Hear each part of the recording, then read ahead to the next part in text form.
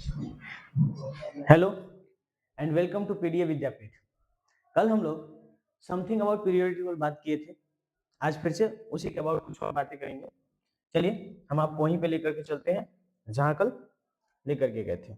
आइए तो यहाँ से हम थोड़ा सा कुछ बातें करेंगे। चलिए देखते हैं। तो कल हम बात कर रहे थे कि जैसे पीरियोडिक टेबल में हम पीरियड के बारे में बात करते हैं, तो ग्रुप का अगर हम बात करें कि मॉडर्न पीरियोडिक टेबल में ग्रुप कितना है, तो ग्रुप जो है मॉडर्न पीरियोडिक टेबल में 18 है। ठीक है। और अगर हम बात करें पीरियड के बारे में, तो पीरियड जो है टोटल कितना है 7 है। ग्रुप कितना है 18, पीरियड कितना है 7। सिंपल सिंपल सा बात है, सीखते जाइए। बेसिक है, चाहे आप 9th में हो, चाहे आप 10th में हो, चाहे आप 11th में हो और चाहे आप 12th में हो। यहाँ से बोर्ड में क्वेश्चन आने का प्रोबेबिलिटी खूब होता है ना। तो ये इन सभी चीजों के बारे में हम थोड़ा थोड़ा सीखते हैं। ग्रुप कितना है 18, पीरियड कितना है 7। यानी कि जो वर्टिकल लाइन होता है, वर्टिकल वर्टिकल लाइन वो कितना होता है 18। और जो अगर हम बात करें हॉरिजॉन्टल लाइन का, तो वो होता है हमारे पास 7, यानी कि 7 ग्रुप होता है। उसी तरह से जब हम बात कर रहे थे तो आगे बात किए थे ब्लॉक के बारे में, ब्लॉक के बारे में। और ब्लॉक कितना होता है S, P, D and F. यानी कि टोटल ब्लॉक हमारे पास कितना हो गया 4। पीरियड के बारे में बात किए तो 7, ग्रुप के बारे में बात किए 18, ब्लॉक के बारे में बात किए तो टोटल होता है 4। अब अगर हम यहाँ पे बात करें कि सर अगर आप बात करते हैं सेल के बारे में, तो अकॉर्डिंग टू पीरियोडिक टेबल जो नंबर हमको पीरियड का है वही सेल नंबर होता है, और उसमें होता है सब सेल। अब सब सेल में हम किसको इंक्लूड करते हैं एस, पी, डी और एफ को। सब सेल में किसको इंक्लूड करते हैं एस को, पी को, डी को एंड एफ को। अब एक सब सेल में ऑर्बिटल का नंबर कितना होता है, हमारा डिस्कशन यहाँ से शुरू होगा। ठीक है। जैसे कि अगर हम बात करें ऑर्बिटल के बारे में, ऑर्बिटल्स, ठीक है, ऑर्बिटल्स के बारे में अगर हम बात करें तो ऑर्बिटल्स हमारे पास कितना होता है, देखना ध्यान से।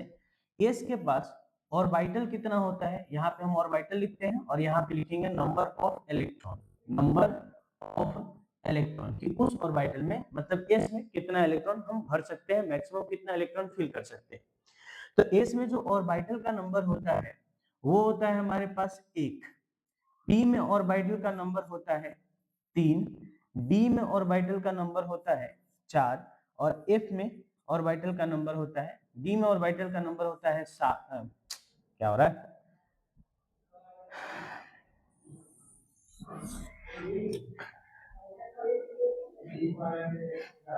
डी में ऑर्बिटल का नंबर होता है 5 और एफ में ऑर्बिटल का नंबर होता है 7। वही अगर बात करें नंबर ऑफ इलेक्ट्रॉन का, तो एक ऑर्बिटल में मैक्सिमम 2 इलेक्ट्रॉन फिल किया जा सकता है। इसका मतलब इसमें हम 2 इलेक्ट्रॉन ही भर सकते हैं। उसी तरह से हम बात करें पी में, तो पी में हम टोटल इलेक्ट्रॉन 6 फिल कर सकते हैं।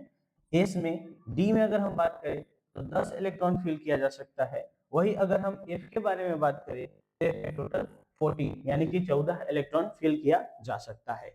एकदम बेसिक सा बात जो आपको पता होना चाहिए मॉडर्न पीरियोडिक टेबल के अबाउट, कि ग्रुप 18 है, पीरियड 7 है, block S, P, D and F है। और वाइटल का बात करें तो एस है, पी है, डी है और एफ है। एस है, पी है, डी है और एफ है। एस में कितना और वाइटल है 1। अगर हम बात करें इसमें, अगर हम बात करें, ये हमारे पास गलती से हम ऑर्बिटल लिख दिए, इसको हम सब सेल बोलेंगे, है ना। क्या बोलेंगे, इसको हम सब सेल बोलेंगे। ठीक है, सेल नहीं, इसको हम सब सेल बोलेंगे, सब सेल।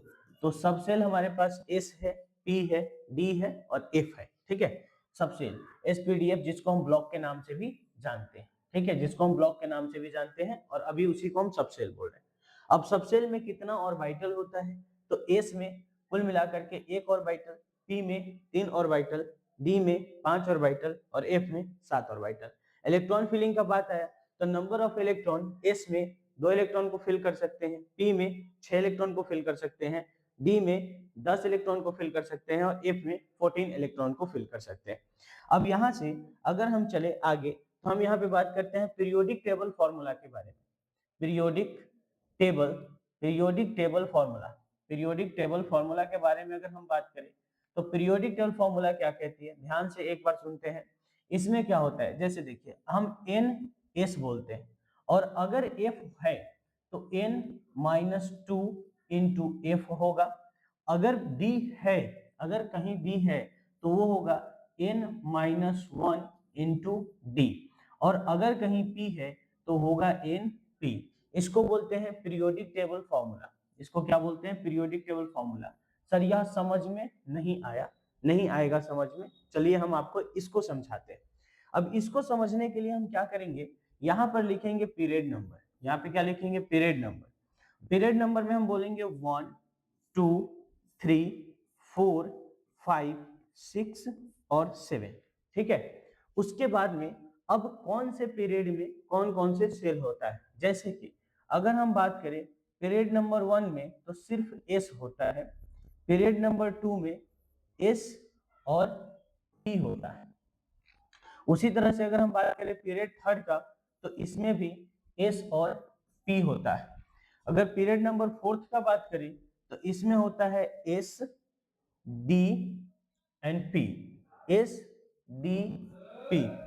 अगर हम बात करें 5 का तो इसमें भी होता है एस डी पी। उसके बाद में अगर 6 का बात करें तो इसमें होता है एस एफ डी पी। अगर हम बात करें 7 का तो इसमें होता है एस एफ डी टी।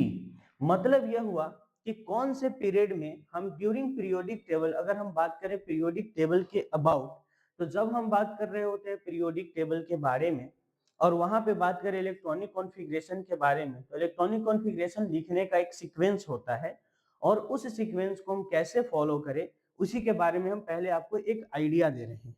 अभी ये क्लियर होगा, बस थोड़ा सा वेट कीजिए, देखिए कैसे क्लियर होता है। अब अगर मान लीजिए हमारे पास यहाँ पे n का मतलब पीरियड नंबर है, यहाँ n का मतलब क्या है, पीरियड नंबर, ठीक है। n का मतलब है पीरियड नंबर, ठीक।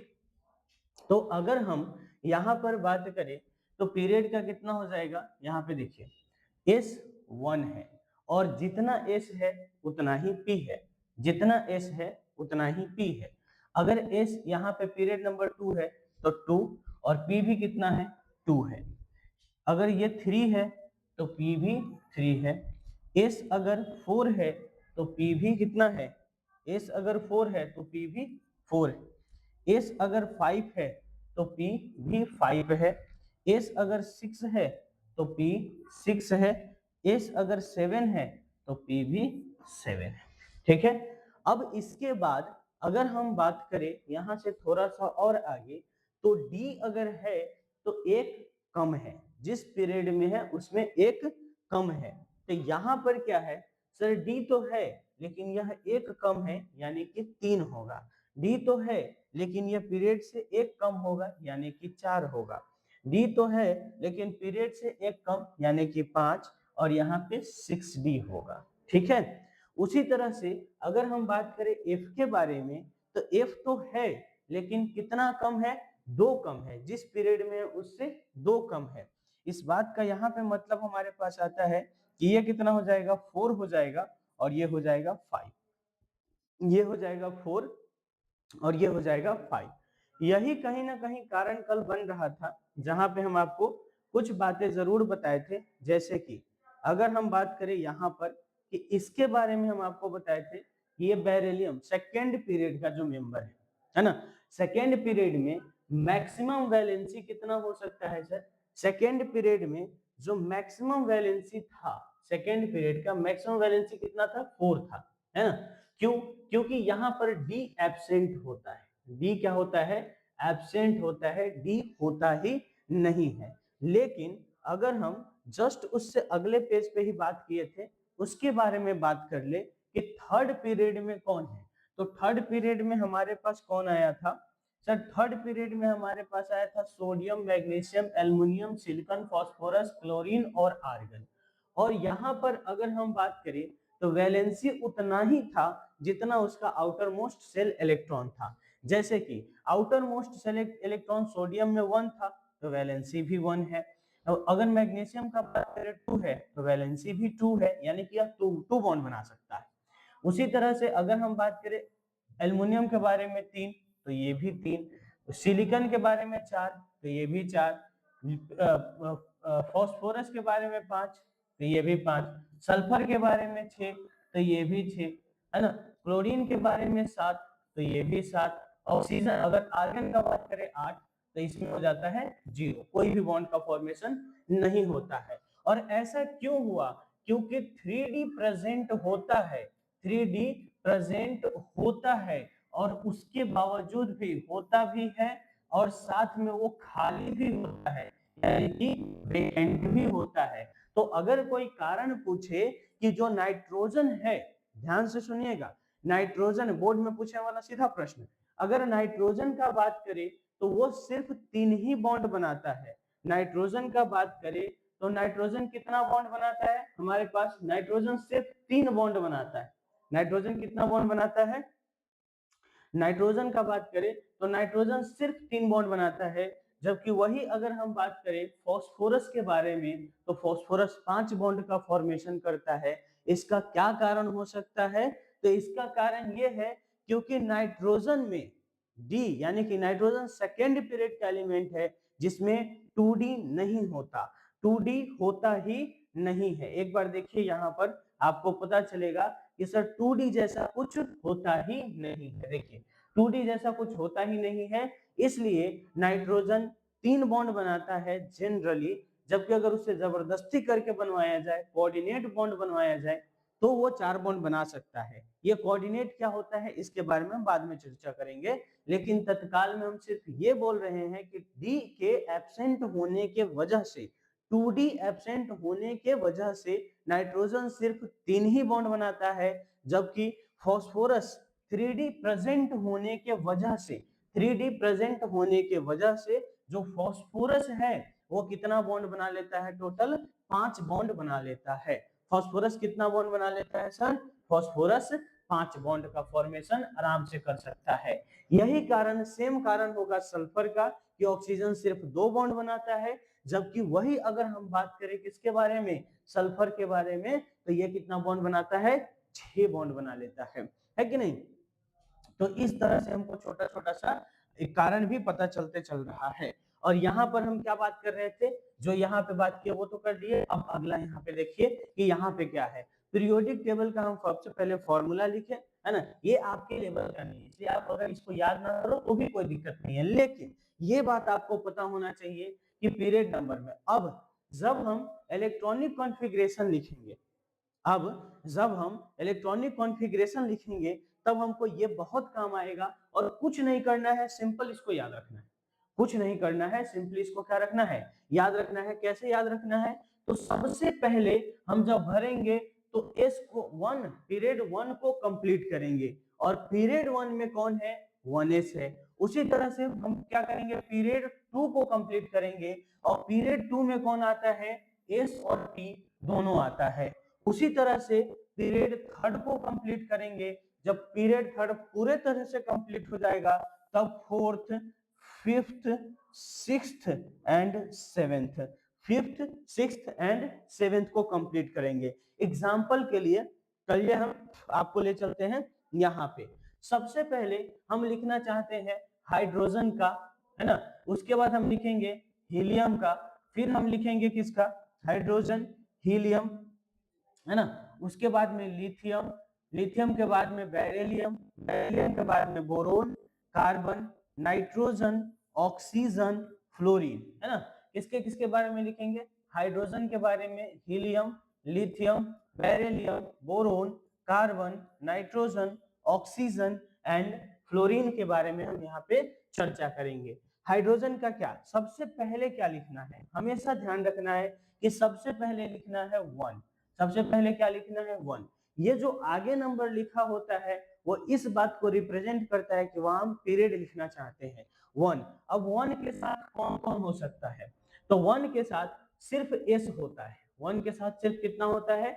एस होता है ना। 1 के साथ सिर्फ एस होता है। और अभी हम तत्काल में बता देते हैं कि किसके पास कितना इलेक्ट्रॉन होता है, जो आपको याद करना पड़ेगा। हाइड्रोजन के पास होता है 1 इलेक्ट्रॉन, हीलियम के पास 2, लिथियम के पास 3, बेरिलियम के पास 4, बोरोन के पास 5, कार्बन के पास में 6, नाइट्रोजन के पास 7, 8, 9 और इस तरह से अगर हम नियोन का बात कर ले तो 10। ये इलेक्ट्रॉन है, इसके पास टोटल इलेक्ट्रॉन है। हम ना आउटर मोस्ट की बात कर रहे हैं ना वैलेंसी बात कर रहे हैं। ये बोल रहे हैं कि इसके पास टोटल इलेक्ट्रॉन कितना है, टोटल इलेक्ट्रॉन कितना है। तो चलिए बात करते हैं। अब हम बात करें किसके बारे में, हाइड्रोजन के बारे में। तो हाइड्रोजन के पास टोटल इलेक्ट्रॉन कितना है, 1 है। अब यहाँ पर 1 के साथ में सिर्फ s है और s में कितना इलेक्ट्रॉन भरा जा सकता है, 2। लेकिन हमको सिर्फ हाइड्रोजन में 1 ही है तो 1 ही भर के छोड़ देंगे। क्या 1 कंप्लीट हो गया, नहीं कंप्लीट हुआ है, मतलब अगला में वही चलेगा, है ना। शुरुआत हर कोई 1 से ही होगा, शुरू हर किसी का 1 से ही होगा। अब यहाँ पे हम लिखते हैं 2s और 2s। देखिए एक बार, अभी हमारे पास कौन आया, ये हो गया 1 और ये हो गया s, ठीक है। 1 हो गया और s हो गया, तो हीलियम में भी लिखेंगे 1 और s, लिख दिए 1s। अब s में कितना इलेक्ट्रॉन भर सकते हैं, 1 या फिर 2। हीलियम के पास कितना इलेक्ट्रॉन है, 2 इलेक्ट्रॉन है, तो दोनों के दोनों इसमें फिल हो जाएगा। तो हीलियम का इलेक्ट्रॉनिक कॉन्फ़िगरेशन कितना निकला, 1s2। कितना आया, 1s2। उसी तरह से लिथियम को देखिए कैसे लिखेंगे। सर सबसे पहले लिखेंगे 1s और इसमें ज्यादा से ज्यादा कितना इलेक्ट्रॉन रख सकते हैं, 1 इलेक्ट्रॉन रख सकते हैं, 2 इलेक्ट्रॉन रख सकते हैं, रख दिए। अब थोड़ा सा अगर हम यहाँ से आपसे पूछना चाहें तो आप देखिए यहाँ पे, सर 1 के 1s जब भर जाता है तब हमको क्या लिखना है, 1s के बाद में हमारे पास 2 में आना है, पहले s को लिखना है। 1s जब भर जाता है तब हमको 2s लिखना है, जब भर जाता है तब। और यहाँ पर 1s ऑलरेडी भर चुका है और लिथियम के पास टोटल कितना है, 3, जिसमें से हमने कितना को जगह दे दिया रहने के लिए, सिर्फ 2 ही को दिया है, यानी कि 1 अभी भी बाकी है रहना। तो हम बोले इसमें क्या होगा, 2s1। कितना होगा, 2s1 होगा, ठीक है। उसी तरह से अगर हम बात करें बेरिलियम के बारे में, तो बेरिलियम के बारे में क्या करते हैं, देखिए एक बार यहाँ पे क्या करेंगे, फिर से 1s2 और 2s2, क्योंकि ये पूरे तरह से भर गया, पूरे तरह से भर गया है ना, तो 2s2 लिखेंगे। उसी तरह से अगर हम बोरोन का बात करते हैं तो कैसे लिखेंगे, लिखना 1s और इसमें है 2, टोटल था इसके पास 5, 2 ले गया s के बाद में कौन, 2s2, 2s में भी भर गया। अब 2s के बाद हम किसको लिखते हैं, 2s के बाद 2s जब पूरे तरह से कंप्लीट हो जाता है फिर हम लिखेंगे 2p को, फिर हम किसको लिखेंगे, 2p को लिखेंगे, है ना, 2p को लिखेंगे। देखिए ध्यान से यहाँ पर सर 2p को लिखने का जरूरत क्यों पड़ा, क्योंकि s में 2 इलेक्ट्रॉन भरना था, भर दिए, इसमें भी 2 भरना था, भर दिए, तो टोटल हो गया हमारे पास इलेक्ट्रॉन 4। लेकिन अभी भी जो बाकी है वो क्या है, वो 1 इलेक्ट्रॉन बाकी है, क्योंकि टोटल 5 है बोरोन के पास, अभी भी 1 बाकी है। तो 2s के बाद क्या लिखा जाता है, एक बार देखिए सर 2s के बाद आप लिख सकते हैं 2p, क्यों, क्योंकि इस लाइन में 2s, और जब तक ये कंप्लीट नहीं होगा तब तक हम थर्ड में नहीं जाएंगे, जब तक सेकेंड कंप्लीट नहीं होगा तब तक 3s में नहीं जाएंगे। और सेकेंड में कौन कौन है, तो सेकेंड में 2s है और 2p है, सेकेंड में कौन कौन है, 2s है और 2p है, ठीक है। तो अब देखते हैं 2s भर गया है ना, अब चलेंगे 2p1 के पास, तो ये हो गया टोटल 5। उसी तरह से हम कार्बन के बारे में बात करें तो 1s2, 2 भर गया, 2s2 टोटल 4 हो गया, हेड किसका 6, तो 2p2, 2 के पास कितना हो जाएगा, 2p2 हो जाएगा। तब देखो 2 4 6। नाइट्रोजन का बात करें तो 1s2, 2s2 एंड 2p3, क्यों सर, क्योंकि नाइट्रोजन के पास टोटल 7 है, 2 s ले गया, ये 2 इस s में, तो 2 2 4 और p को बचा 3, तो p 3 को रख लिया, ठीक है।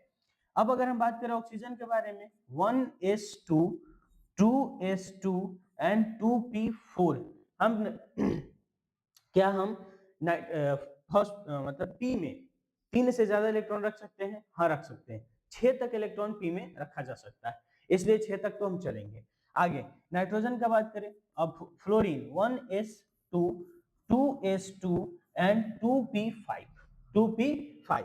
उसी तरह से अगर हम नियोन का बात करें तो 1s2, एक में 2 इलेक्ट्रॉन रखा जाएगा, s है 2s है, तो इसमें भी 2 इलेक्ट्रॉन, तो टोटल हो गया 4 इलेक्ट्रॉन। और पी में अभी भी हम रख सकते हैं यहाँ पे 6 इलेक्ट्रॉन। तो ये हो गया हमारे पास नियोन तक का इलेक्ट्रॉनिक कॉन्फ़िगरेशन। अब अगर हम बात करें आगे तो सोडियम का। अब सोडियम का इलेक्ट्रॉनिक कॉन्फ़िगरेशन देखिए कैसे लिखेंगे। सोडियम में क्या होगा कि सर 10 और 1 11 इलेक्ट्रॉन है, तो इसको दो तरीके से लिखेंगे। पहले जैसे लिख रहे हैं वैसे ही सिंपल तरीका, जैसे कि 1s2 2s2 and 2p6। 10 electron हो गया। कितना इलेक्ट्रॉन हो गया सर? 10 इलेक्ट्रॉन हो गया। बोले चलिए ठीक है 10 इलेक्ट्रॉन हो गया। अब 10 के बाद में 2p के बाद में क्या आएगा, क्योंकि p तो भर गया। यहाँ पे हम क्या सर यहाँ पे p को 7 लिख सकते हैं? नहीं लिख सकते हैं, क्योंकि p में मैक्सिमम कितना इलेक्ट्रॉन भरा जा सकता है? 6, और 6 इलेक्ट्रॉन हम इसमें फिल कर दिए। जब 2 यानी कि सेकेंड पीरियड पूरे तरह से खत्म हो गया तब हम थर्ड पीरियड में जाएंगे। सेकेंड पीरियड पूरे तरह से खत्म होने का क्या मतलब है?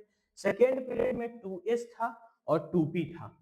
सेकेंड पीरियड में 2s था और 2p था, तो 2s और 2p दोनों हो गया कंप्लीट।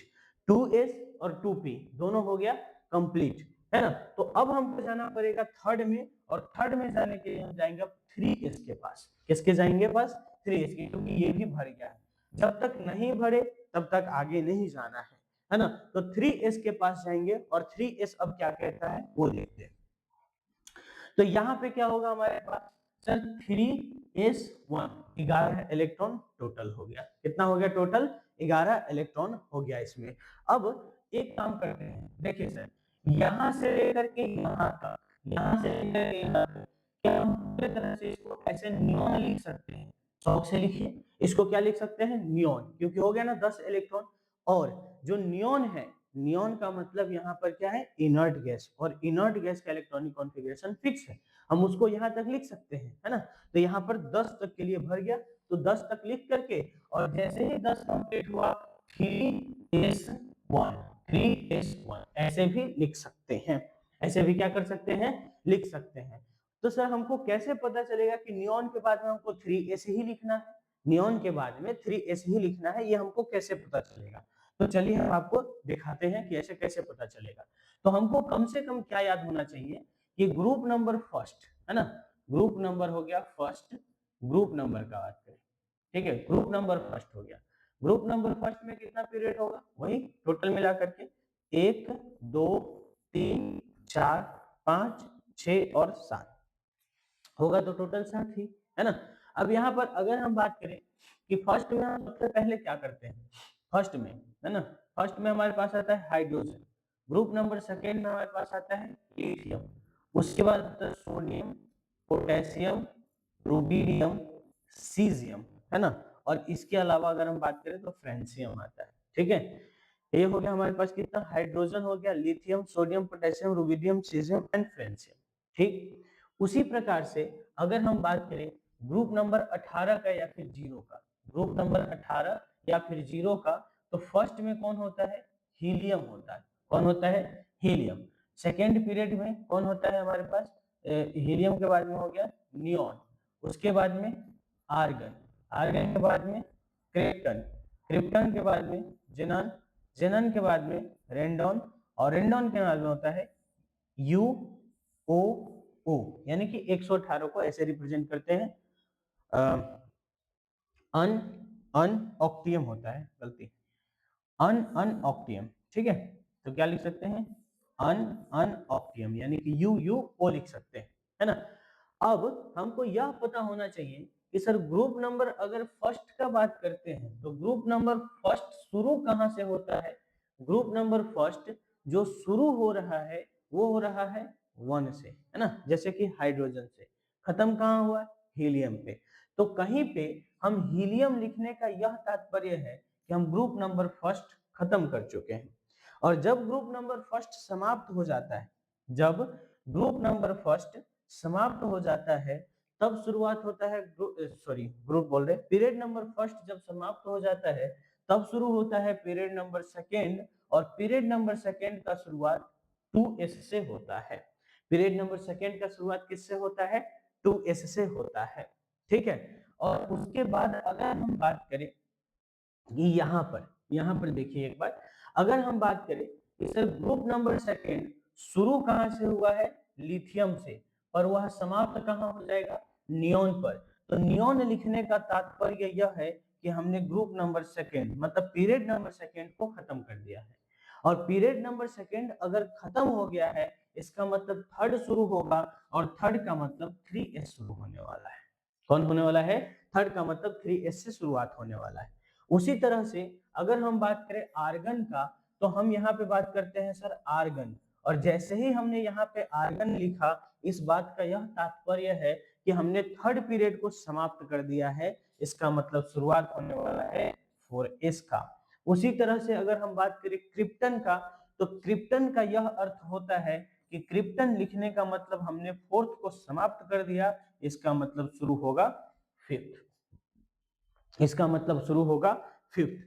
तो यह सिंपल तरीका को अगर हम अप्लाई करें, इन सिंपल को अगर हम चुने, तो हम क्या करेंगे? यहाँ पे नियोन लिख करके 3s1 लिख सकते हैं। उसी तरह से अगर हम मैग्नीशियम का बात करें, तो मैग्नीशियम को कैसे लिख सकते हैं? 1s2 2s2 और 2p6। यानी कि यहां तक या तो ऐसे लिखिए या फिर सीधे सीधे नियोन लिख लीजिए। नियोन लिखने का मतलब क्या है सर? नियोन लिखने का मतलब है कि हमने सेकेंड पीरियड को समाप्त कर दिया है, और सेकेंड पीरियड समाप्त होने का मतलब यह है कि थर्ड पीरियड शुरू हो चुका है। थर्ड पीरियड क्या हो गया है? थर्ड पीरियड जो है वो शुरू हो गया है। देखिए, थर्ड पीरियड शुरू हो गया है, इसका मतलब 3s2, क्योंकि इसके पास 12 इलेक्ट्रॉन होता है, इसके पास 11 और इसके पास 12 इलेक्ट्रॉन होता है। तो 10 और 2 12 इलेक्ट्रॉन। इसी तरह से हम आगे भी लिख सकते हैं, लेकिन हम आपको सीधा 17 का लिख के दिखाते हैं, है ना? बाकी आप ट्राई करना, 13 14 15 16 17 18 तक, 18 तक आप ट्राई करना, जिसमें से हम 17 का लिख रहे हैं। 17 को क्या लिख सकते हैं? 1s2 2s2, उसके बाद में 2p6 3s2, उसके बाद में सर 3p5। मतलब ये समझ में नहीं आया? यहां से लेकर के यहां तक को तो हम क्या लिख सकते हैं? नियोन लिख सकते हैं। उसके बाद में क्या है? यह है हमारे पास 3, क्योंकि सेकेंड समाप्त हुआ तो 3 का शुरुआत होगा, इसमें 2 इलेक्ट्रॉन रख सकते हैं, तो 10 और 2 12 हो गया। क्लोरीन के पास टोटल इलेक्ट्रॉन का संख्या होता है 17, जिसमें से हम 12 भर चुके हैं। अब जब 3s समाप्त होता है, जब 3s समाप्त होता है, तब हम क्या लिखते हैं? 3p लिखते हैं। जब 3s खत्म होता है, तब हम 3p को लिखते हैं। इसलिए यहाँ पे हम कितना लिखे हैं? 3p लिखे हैं। और 3p में हम टोटल 6 इलेक्ट्रॉन भर सकते हैं, पर 12 हम पहले भर दिए। अब हमको रिक्वायरमेंट सिर्फ 5 का है, इसलिए हम यहाँ पे 5 लिख देंगे, और ये हो गया 17। ठीक है? इसके आगे हम अगले दिन देखेंगे, क्योंकि छोटा छोटा सा ही बात बताना है, थोड़ा थोड़ा सा ही बताना है। तब तक के लिए पढ़ाई करते रहे। All the very best. समझ में ना आए तो इसको दोबारा देखना, उसके बाद भी समझ में ना आए तो कमेंट में फिर से बताना। ठीक?